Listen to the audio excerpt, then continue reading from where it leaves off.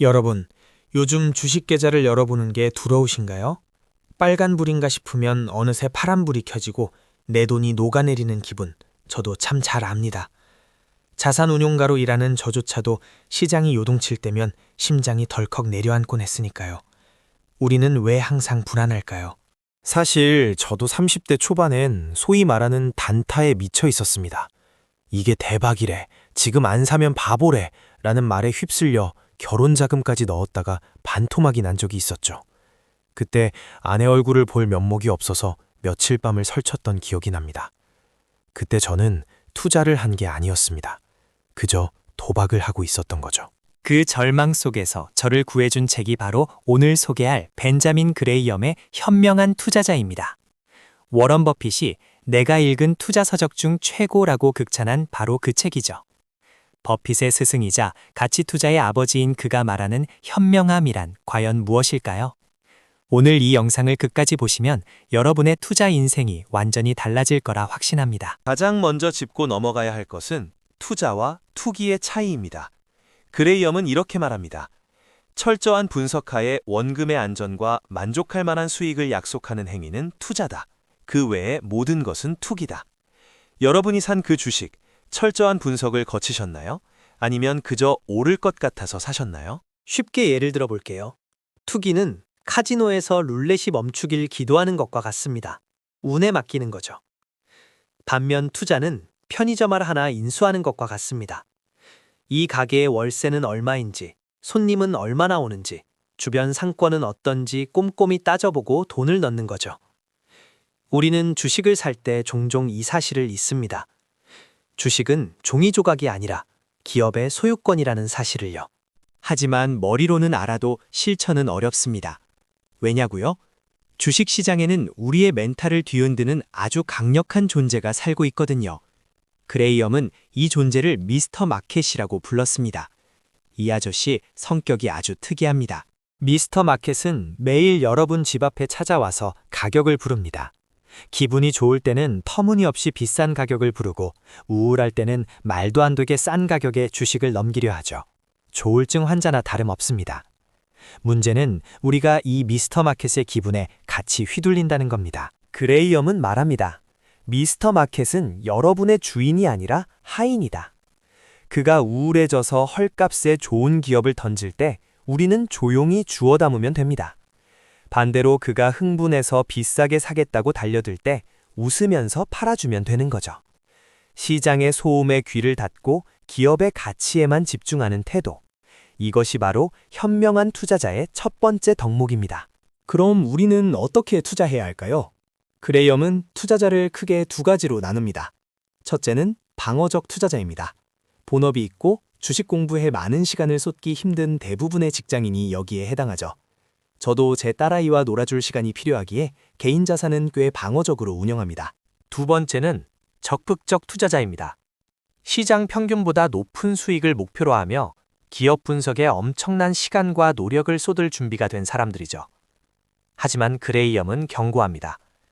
어설픈 적극적 투자자가 되느니 현명한 방어적 투자자가 되는 것이 훨씬 낫다고요. 어떤 투자자가 되든 절대 잊지 말아야 할 단 하나의 개념이 있습니다. 이 책의 알파이자 오메가, 바로 안전 마진입니다. 워런 버핏이 이 개념을 접하고 전율을 느꼈다고 하죠. 쉽게 말해 실수할 수 있는 여유를 두라는 겁니다. 다리를 지을 때 10톤 트럭이 지나간다고 해서 딱 10톤만 버티게 짓는 기술자는 없습니다. 30톤이 지나가도 무너지지 않게 짓죠. 투자도 마찬가지입니다. 1만 원의 가치가 있는 기업을 1만 원에 사는 건 위험합니다. 내 계산이 틀릴 수도 있으니까요. 하지만 1만 원짜리를 6천 원에 산다면 내 계산이 조금 틀려도 시장이 폭락해도 손해볼 확률은 극히 낮아집니다. 결국 안전마진을 확보한다는 건 좋은 기업이 쌀 때까지 기다릴 줄 아는 인내심을 의미합니다. 많은 분들이 현금을 들고 있는 걸 못 견뎌합니다. 당장 뭐라도 사야 할 것 같아서 안달이 나죠. 하지만 현금도 종목입니다.